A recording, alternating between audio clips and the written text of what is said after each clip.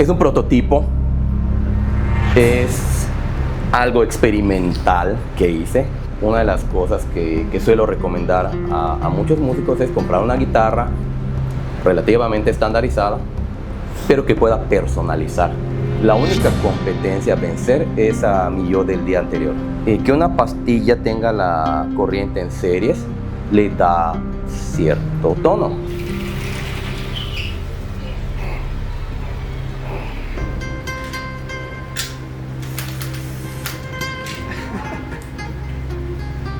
Bueno, pues sí, hoy estamos aquí con Andrés porque justamente este es el bajo que se va a trabajar, ¿no?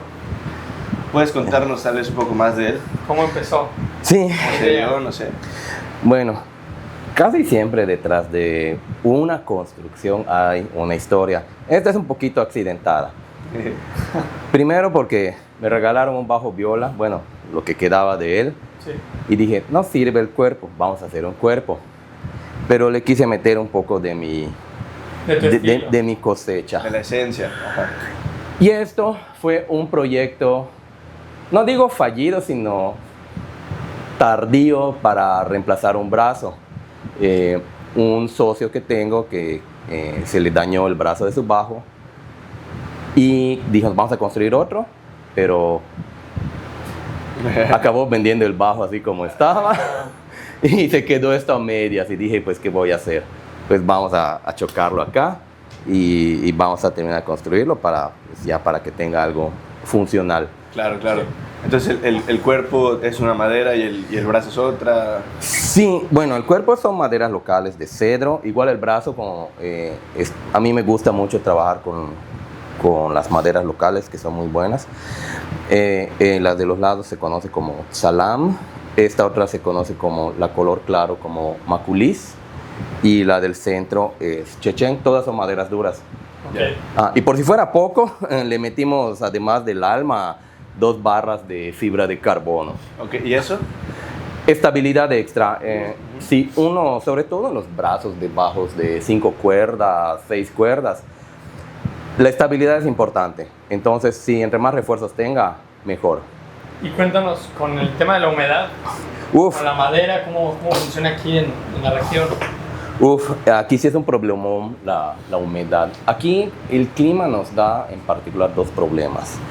La humedad. En el caso de las maderas, pueden alcanzar una estabilidad, pero ya para aquellos que quieran, por ejemplo, fabricar en grandes masas, exportar, sí requerirían como que de un ambiente controlado, que puedan controlar temperatura y humedad para que las maderas no se muevan, porque a veces se dilatan, se contraen.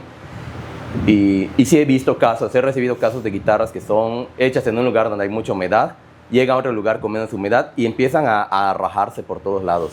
Okay. ¿Se empieza a descomponer el instrumento? Sí, totalmente, ya, totalmente. O sea, la persona que tenga una guitarra, un bajo, lo que sea, de un tipo de madera, si la lleva a otra región, con otro clima, a lo mejor pueda, no sé, una gran idea. Mucha gente hace lo que idealmente, procesos de aclimatarlas. Okay. Así como los aficionados a fumar puros, que tienen sus cajas con la humedad controlada. Sí. Hay quienes guardan sus guitarras o las ponen en ambiente con una humedad controlada para que no haya ese shock al cambiar de un lugar a otro. ¿Cómo podrían hacerle para controlar? O sea, ¿cuáles son algunos tips por si hay gente que no tiene ni idea de cómo podría hacer ese proceso? Ok. Hay que tratarlas como a los niños. Okay. Evitar cambios bruscos de temperatura. Para que no se enferme. Comer, no te metas a la piscina. Algo así, ándale, sí. Sí, por favor, no te pongas en el flechero porque te va a hacer mal, ándale. Pero más que nada, lo peor que pueden hacer, dejar su guitarra en el auto. Uy, con el calor que hace acá. Calor, sí. Sol dándole sí. directamente, ¿no? No, ni siquiera directamente, es que el auto se vuelve un horno. Un horno, sí, es un horno solar. Claro. Y la guitarra pues está ya cocinándose al horno. Eso es lo peor que se le puede hacer. Y todavía peor, sacarla bruscamente del estuche. Okay. Por ejemplo, los que compran guitarras nuevas, sobre todo si es una guitarra de alta gama, entiendo, no todos pueden contener la emoción de tener el instrumento soñado y lo quieres sacar rápidamente del estuche. pero siempre es prudente esperar un día, dejarlo dentro del estuche un día para que no haya un cambio brusco de temperatura y humedad. Okay. O sea, digamos que dentro del estuche se conserva la temperatura que traía antes. Sí, y se va aclimatando. más que nada es que el estuche no va a ser hermético, va a entrar humedad, pero no de manera tan brusca. Entonces, evita que pueda haber, por ejemplo, que la pintura se resquebraje o que se doble excesivamente la madera o que se tuerza. Entonces, es más que nada eso. Entonces, el mayor consejo, sobre todo acá en los climas tropicales, es evitar cambios bruscos de temperatura y humedad.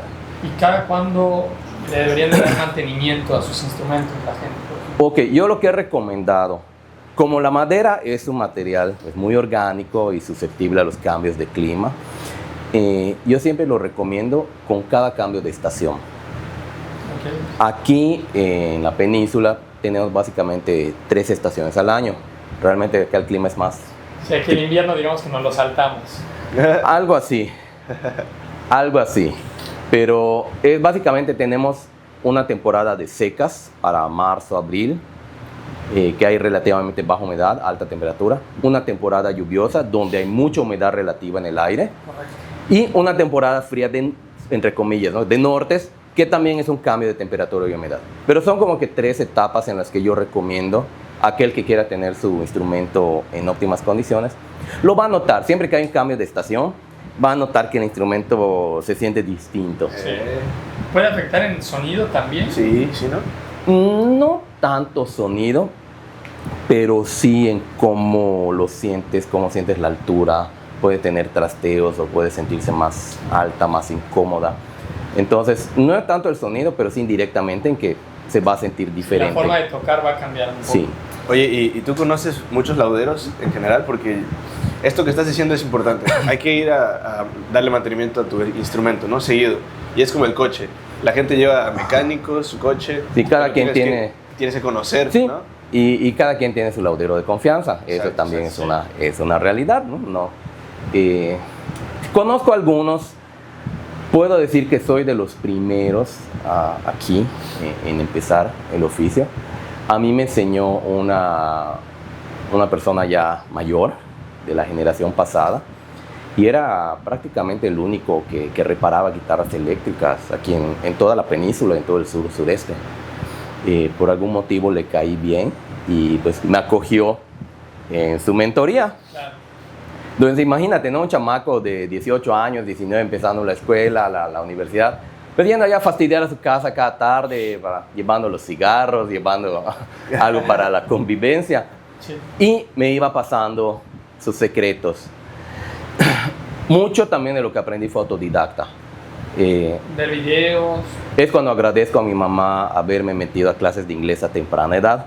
Okay.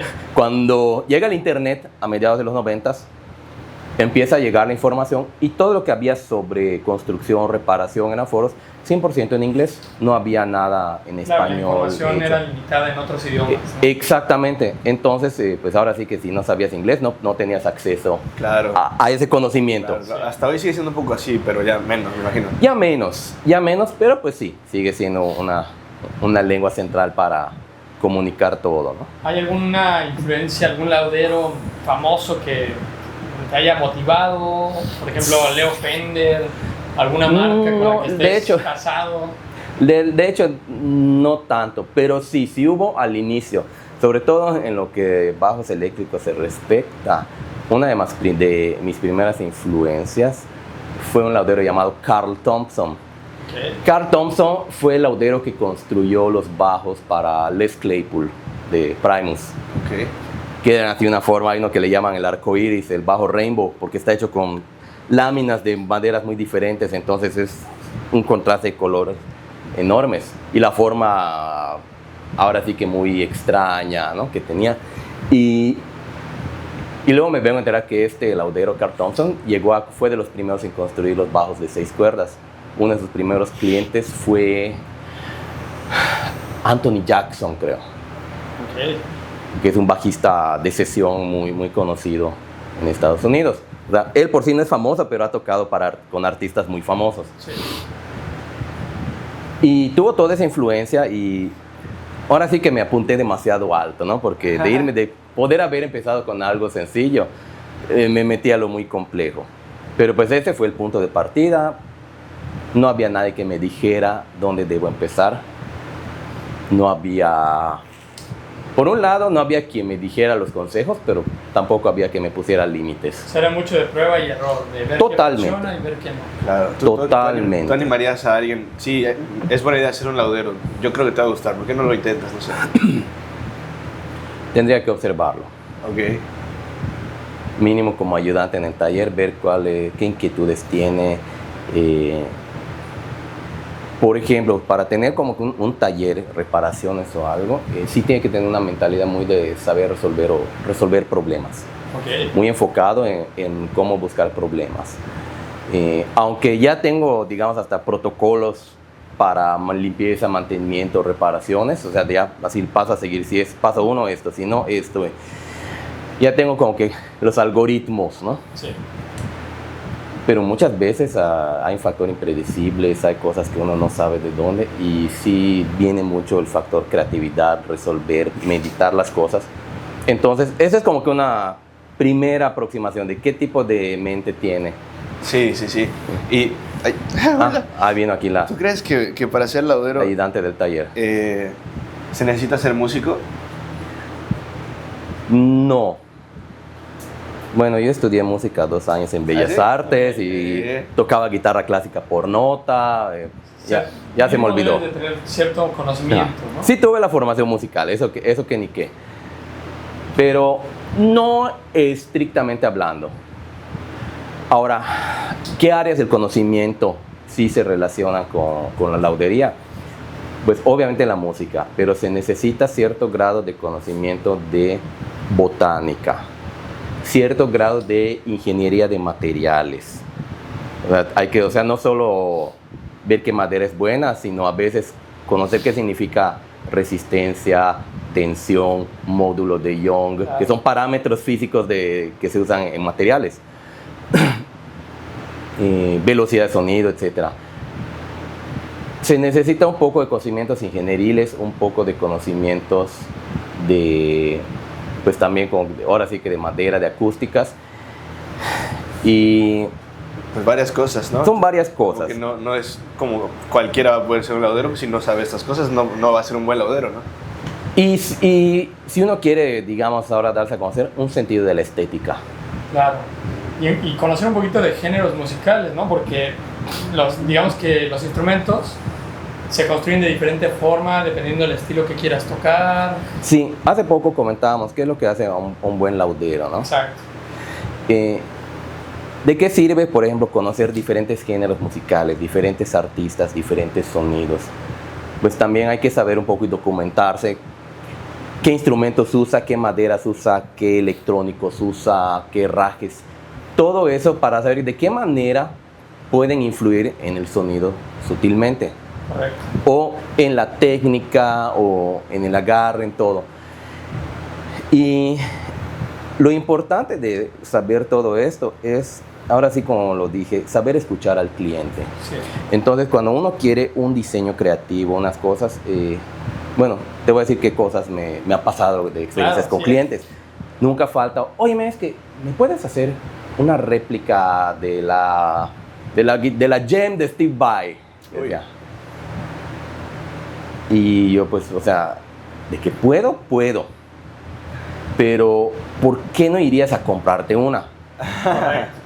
Es que quiero como la Stratocaster de Stevie Ray o la Stratocaster de fulano. Bueno, ¿por qué no compras una Stratocaster de una vez y ya nos ahorramos? La trampa es que creen que porque uno es un taller pequeño o algo les va a salir más barato. Y esa creo que es la mayor trampa lógica en la que podrían caer. Porque tenemos todo lo opuesto para ser competitivos con los grandes. ¿Por qué las guitarras de los grandes manufactureros pueden reducir costos por comprar en volumen, por la automatización de procesos, por la sistemación de control de calidad, porque tienen departamentos de mercadotecnia, de publicidad? Sí. Y ¿ves? Todo eso es lo que les ayuda a mantener sus ventas. Un taller pequeño, cualquier otro laudero de taller, es todo lo contrario.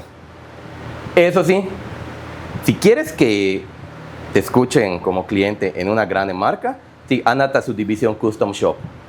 Pero ahí nos cuentas cuánto te va a costar. Claro, entre más personalizada, más caro en las Exacto. marcas grandes, ¿no? Entonces, sí, un taller pequeño no va a destacar haciendo guitarras de línea. Lo que hace el taller pequeño es escuchar y poder ofrecerle al cliente algo que no va a encontrar en otras tiendas. Claro, un instrumento más único. Exacto, algo que pueda decir, esto es mío, esto es propio, algo que, ahora sí, pues que sea parte también de la identidad del músico. Sí. De hecho, es parte del por qué estamos haciendo el video igual, porque yo venía aquí con la intención de tener un bajo. Ajá. Bueno, más bien, yo traje un bajo, ¿no? Y necesitaba mantenimiento aquí o allá, y Sí. de repente veo y me llama más la atención. Sin querer echa a perder una venta. Exactamente. Entonces ya ese otro bajo ya fue devuelto, y pues el chiste va a ser entender qué es lo que yo necesito para que se le haga esto, ¿no? Se adapte. Se adapte a algo, si es que lo Exacto. necesitara, ¿no? Sí, seamos francos, esto es un prototipo, es algo experimental que hice, estoy experimentando. No es que haya yo tenido una visión clara de qué fui haciendo, sino que tiene un grado de improvisación, de resolución de que, pues, ¿qué hago con esta porquería que tengo ociosa? ¿Qué hago con esta otra cosa que voy a tener ociosa? Pues ni modo, es así como matrimonio forzado, vamos a unirlos. Claro. Y fue que entonces ya se fue concibiendo, ya fue agarrando forma.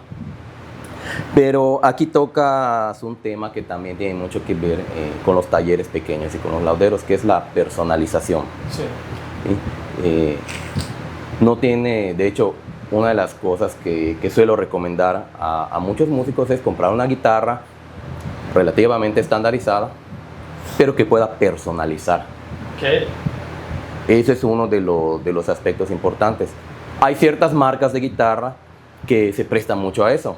O sea, que digamos que la construcción es lo suficientemente confiable, pero que sus cerrajes electrónicos son bastante estandarizados, como para que puedas intercambiarlos por piezas de otra calidad, Claro, sí. que estén más adaptados, pues ahora sí, a tu gusto, si es que lo que quieres es estético, o a tu estilo. Claro. Si lo que buscas es tocar en cierto género o algo, entonces el músico versátil, pues vamos a poner unos electrónicos que sean de amplio rango, que sean más versátiles. No, es que sudo mucho, tengo un sudor muy ácido que sí, Hasta eso. Sí, tengo algunos clientes que tienen una sudoración muy corrosiva, entonces hay que poner herrajes ahora sí que a prueba de, o reemplazar muchas cosas por acero inoxidable. Los trastes, sobre todo, imagino, igual también. Los trastes, esto es uno de mis trabajos favoritos. Sí. No sé por qué me obsesioné con colocar trastes. Se me hacía como un misterio, pero pues por un lado mi mentor me fue enseñando las técnicas y cómo ir colocándolos y demás. Y pues ahora sí que a muchos les desgasta, es un trabajo, la verdad es que sí es ¿Qué sería lo más laborioso. complicado cuando empiezas desde cero en la creación? Ajá. ¿Qué parte del proceso es la más complicada para ti? Para mí, lo que más, de hecho lo odio, es la pintura. Ok. Para mí el trabajo de pintar o repintar, lamentablemente a veces acabo por rechazar ¿Ah, sí? trabajos. Sí, sí. Así que tome nota mi competencia de que cualquiera que quiera que lo refiera con trabajos de pintura, llámenme y yo de la mejor disposición. Perfecto. Es que para mí es muy laborioso, me consume mucho tiempo, paciencia, me impacienta y me arriesgo a hacer un mal trabajo. Entonces la pintura es así de lo que menos me agrada. Ok. Hay a quien sí le va a gustar hacer trabajos de pintura. Entonces también, por eso no me gusta hablar mal de mis competidores. Claro, cada Existen quien puede- otros, exactamente, existen otros lauderos y muchos tienen talentos, o son mejores haciendo ciertos trabajos que yo. Y yo también voy a hacer ciertos trabajos. Ahora, ¿cuál es la filosofía de esto? la única competencia a vencer es a mi yo del día anterior. Correcto. Es esforzarme en que aquello que a mí no me sale bien, seguir trabajándolo, que me salga mejor. No querer compararme con otros lauderos o algo. Esto es como que una reflexión de también cómo ha sido la escena musical. Sí. Creo que no es un problema local, es un problema muy generalizado, el tirarse tierra entre colegas. Claro, que no sea una competencia sana, ¿no? Sí, y no solo competencia desleal, hipocresías, ay, qué bien tocaste, sí, o como, oh, no, desafino aquí, todo, o sea, todos echándose tierra unos a otros. Y yo digo, por ejemplo, en la escena musical, ¿qué ganas con echarle tierra a los demás si tu público no tuvo una buena noche? O sea, antes que hablar mal de tu competencia, esfuérzate en entretener a tu público. Sí, sí. Pero pues, los egos se imponen, ¿no? Sí, sí. Y lo que, o sea, traducido aquí es, ¿para qué hablas mal de otros lauderos? ¿Para qué voy a hablar mal de otros lauderos? A lo mejor ellos pongan mejor los trastes o no, quién sabe, pero... De entrada somos pocos. Sí. De entrada somos pocos los que hacemos esto. Segundo, he tratado por algunos medios de ver cómo profesionalizar el oficio de laudero. Yo tengo 25 años de experiencia docente, pero ya sé lo que es también la enseñanza. Y sí he querido en un momento dado poder generar escuela o algo para profesionalizar los servicios. El que la gente ya esté también más capacitada. ¿Qué pasa? Por ejemplo, ¿no? un músico que se va de gira. Sí. A veces tiene que llevarse un técnico, yo no me voy a estar yendo de gira con todos. Correcto. Entonces hay que capacitar técnicos, por ejemplo, que puedan ir de gira con los artistas, que estén junto con los músicos profesionales, o capacitar al músico que toca muy seguido y pueda resolver por cuenta propia algunos problemas menores sin tener que llegar conmigo. Está buenísimo. ¿Sería como un tipo de carrera técnica o algo? Algo por el estilo, sí. Estaría muy bueno. Porque digo, sí, de que hay una necesidad, la hay. Sí, no todos podemos cubrir al 100% dichas necesidades. Y pues con el mundo globalizado es algo que se puede enseñar en cualquier parte del mundo. Sí. Ahorita está, por ejemplo, una carrera que es Industrias del Entretenimiento, y estas son personas que hacen eventos, ¿no? Invitan a un artista, invitan a su grupo, a sus compañeros, pues. Entonces siempre puede hacer falta un técnico. Si se hiciera esta escuela, pues ahí sería una buena carrera para estar en distintos, como en giras, ¿no? Sí, y conozco lauderos, ¿no? De aquí de México, de otros lugares, que han hecho talleres, hacen sus cursos de laudería en línea, dentro de ciertas academias ¿Tú no has de hecho música. He intentado, pero nada más terminando, cerrando esa parte, sí hacen cursos, hacen trabajos y todo. Y digo, híjole, qué bueno sería que estas gentes pudieran certificar de algún modo. O sea, él, como siempre, seguir profesionalizando este trabajo sería magnífico. Y que eso le dé herramientas también a los jóvenes para hacer estas cosas Por su cuenta. Por su cuenta, y no solo aquí, poder trascender en otros lados. Ese es uno. Y un poco lo que ya... lo que mencionabas al final ¿De un curso? ¿O ¿Cómo? lo del curso? Lo de hacer los cursos. Alguna vez he dado cursos, a veces talleres, a veces tipo seminarios. Hay muchas necesidades todavía. Aquí no lo he mostrado, ¿no? Pero, a ver, voy a agarrar una cosilla. Sí. Creo que aquí podré ejemplificar con una cosa.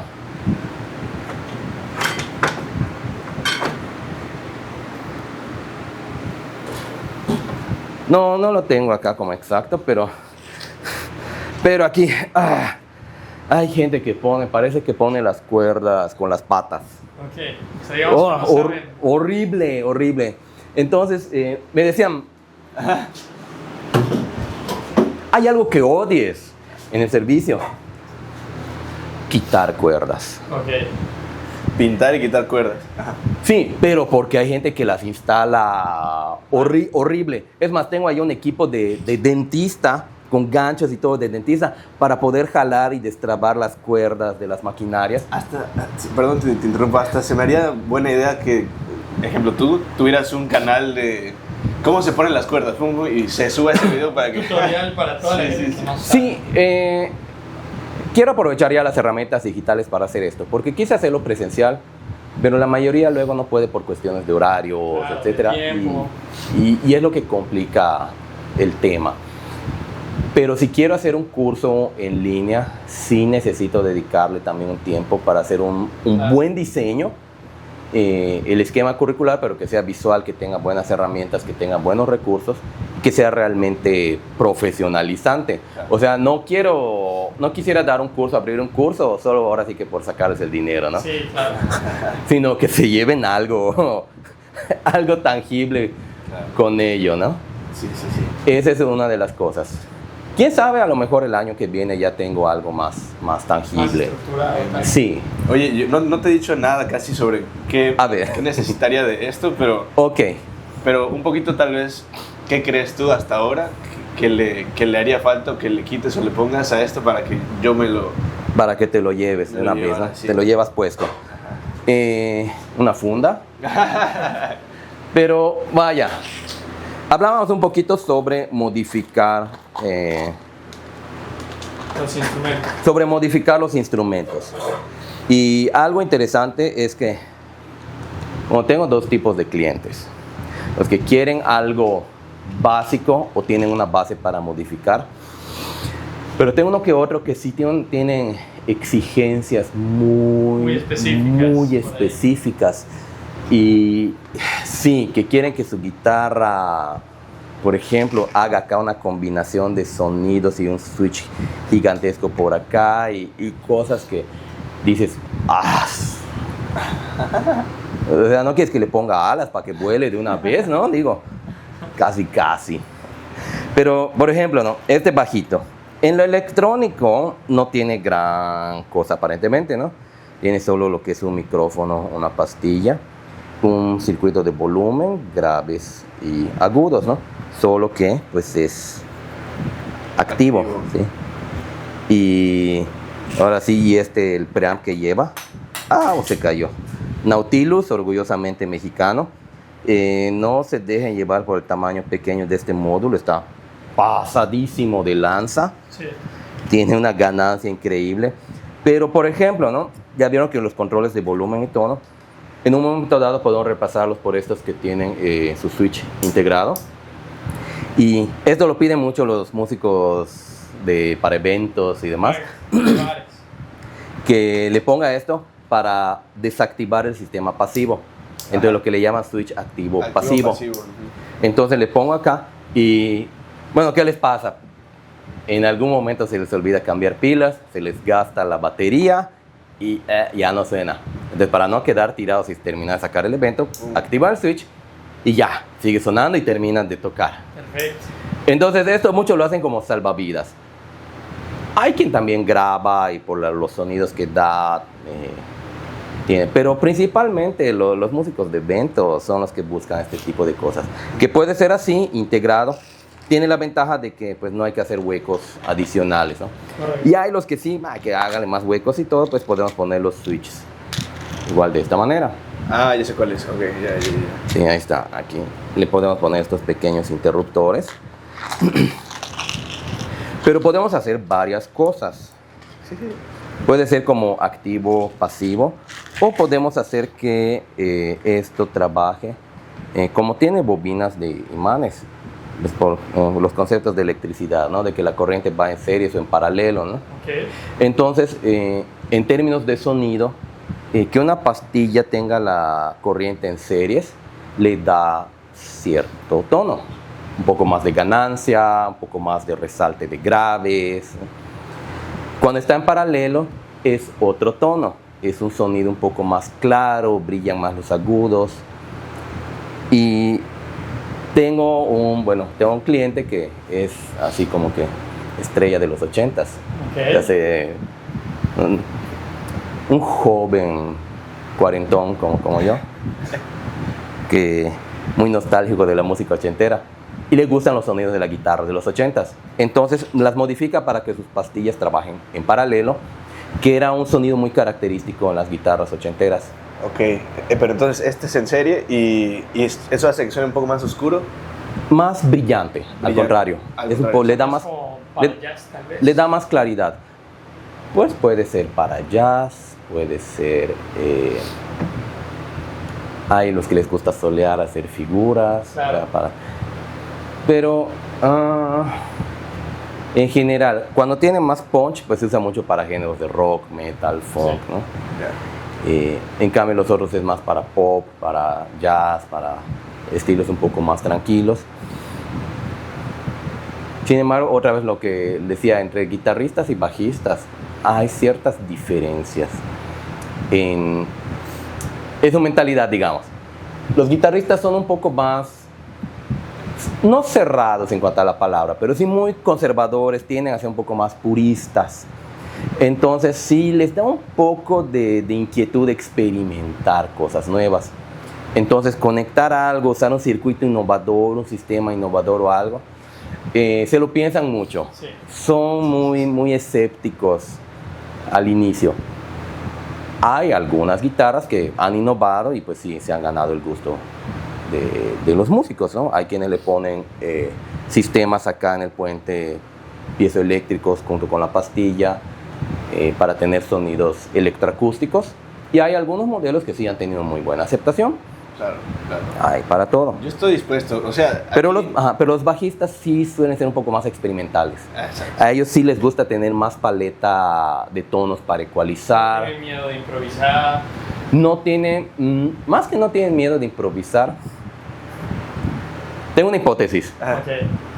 Simplemente los bajistas y los ingenieros de audio no tienen una relación muy armónica. Ok.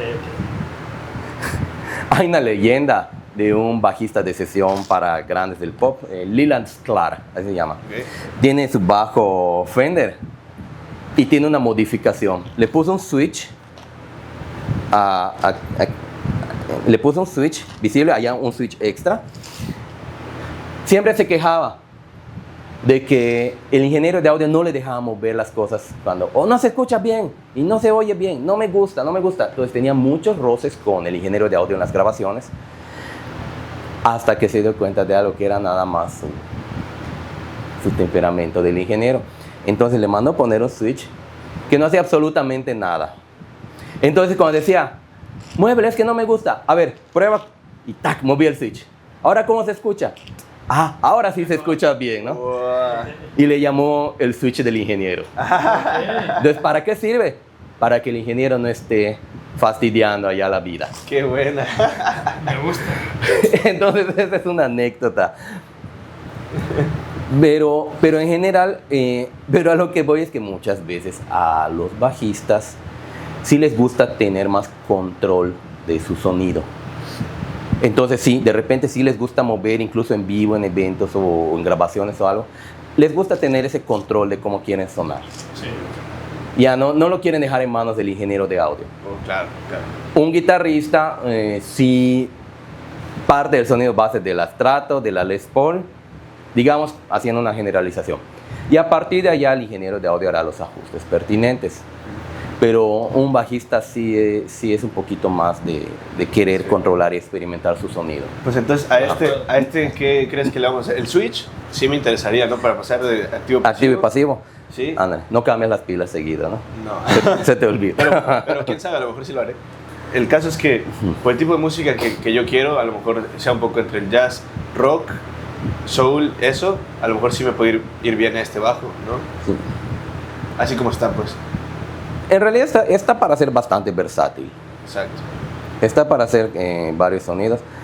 De hecho, un grupo norteño lo vio y le interesó, porque podía sacar unos agudos muy fuertes, que está muy de moda ahorita ese sonido de bajo para los corridos tumbados y para ese género en particular. Si se ponen a escuchar, la ecualización del bajo en ese género es muy particular, incluso llegan hasta emular una tuba. Ok. O sea, es lo que están buscando en ese género con el bajo eléctrico. Y el tema de las 5 cuerdas pues le da todavía más versatilidad que el bajo estándar, ¿no? Que sería de 4 cuerdas. Sí, el bajo de 5 cuerdas fue popularizado por los bajistas profesionales o los bajistas que tienen tocadas, eventos, porque les permite tener un mayor rango de versatilidad. No es tanto que, pues podríamos decir que fue como moda, ¿no? Pero rápidamente le agarraron el gusto los bajistas y al día de hoy un bajo de 5 cuerdas es más utilizado, es más vendible, por así decirlo, que uno de 4. Okay. De hecho, si alguien me dice, quiero un bajo de 4 cuerdas, mira, este sí es, no es hablar mal, pero digo, este sí es más purista, este es más conservador, o tiene géneros más antiguitos, ¿no? Sí. En cambio, alguien que dice, no, necesito la 5ª cuerda porque es para tocar en eventos, para poder ensayar mis repertorios, es más un bajo de trabajo. Correcto. Bueno, igual, para terminar este video, a lo mejor con las modificaciones que le vas a hacer, ¿necesitarías volver a abrir o hacer un hueco extra, o etcétera? ¿Quién sabe? No, afortunadamente no. Pintarlo. Traté de... Si quieres yo le pongo la cuerda luego a ver si... Ándale, podemos mostrarte el tutorial de cómo instalar cuerdas, ¿no? No, pero si en un momento dado me dices, bueno, se le puede poner una capa extra de pintura, se le puede poner. Traté de ponerle aquí un barniz que sea resistente, pero pues que sea noble, ¿no? Que permita también poner otras cosas. Sí. Lo que es la electrónica, a pesar de que es algo avanzado, es simple, no tiene muchas cuestiones, tiene espacio donde crecer. Correcto. Y si le voy a poner switch o alguna cosa más, va a depender qué tantas cosas quieres hacer. Porque por un lado podemos poner que sea activo-pasivo, pero por otro lado podemos poner otros switches para cambiar las tonalidades de la pastilla. Ok. Por ejemplo, lo que se me ocurre, poner acá el cambio de tonos y poner un switch extra para activo-pasivo. Suena bien, sí. El cambio de tonos para entre... ¿Qué sonidos serían? Lo bueno, si no te gusta uno, se puede cambiar. Ok. Que puede ser que trabaje en paralelo o en series, o que trabaje en humbucker o solo la mitad en single. Que sería un sonido más aproximado al jazz bass. Ok. Así que ahí sí que lo que Lo que el consumidor el cliente diga. Va.